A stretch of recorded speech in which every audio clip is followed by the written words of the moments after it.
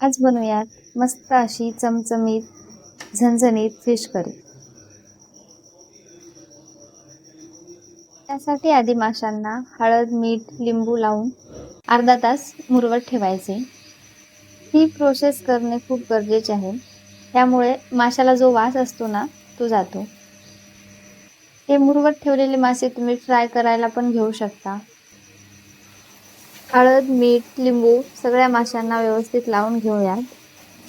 Fish curry करण्यासाठी आपल्याला एक वाटण करायचे। त्यासाठी मी घेतलेले आहे खोबर, कांदा, टोमॅटो, कोथिंबीर, लसूण, अद्रक छान लाल होईपर्यंत भाजून त्याची मस्त पेस्ट बनवून घेतलेली आहे। ती दाखवायची माझ्याकडून राहिली। आता फोडणीसाठी घेऊयात। कढई घेतलेली आहे, त्यामध्ये 2 चमच तेल टाकले। तेल गरम झाले की त्यामध्ये आपण बनवलेली पेस्ट टाकूया। पेस्ट तेलामध्ये छान अशी तेल सुटेपर्यंत परतवून घ्यायचे। पेस्ट छान परतवून झाली की त्यामध्ये सुखे मसाले टाकूयात।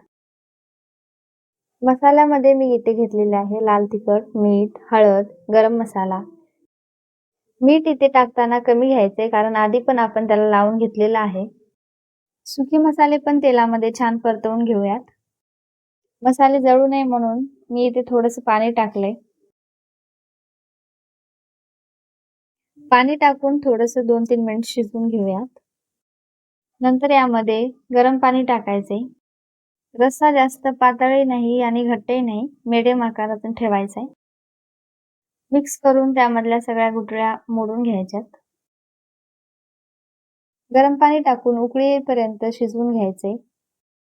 पाणी आपल्याला इथे गरमच वापरायचे।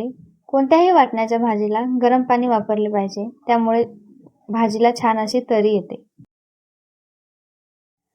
उकळी आलेली आहे, त्यामध्ये आपण मुरवत ठेवलेले मासे टाकूयात। मासे उकळीमध्येच टाकायचे आहेत आणि लक्षात घ्या, मासे टाकले की कधीही त्याला जास्त हलवतही नाही आणि वरून झाकणही ठेवून शिजवत नाहीत। मासे टाकून फक्त 5 मिनिट शिजू द्या। माशाला शिजायला काही जास्त वेळ लागत नाही आणि जास्त वेळ ठेवलं तर ते खूप जास्त शिजून जातील। इथे भाजी आपली शिजवून झालेली आहे, मासे शिजलेले आहेत। छान असा कलर दिसतोय। वरून थोडीशी अशी कोथिंबीर टाकायची आणि इथे झालेली आहे तुमची मस्त भाजी।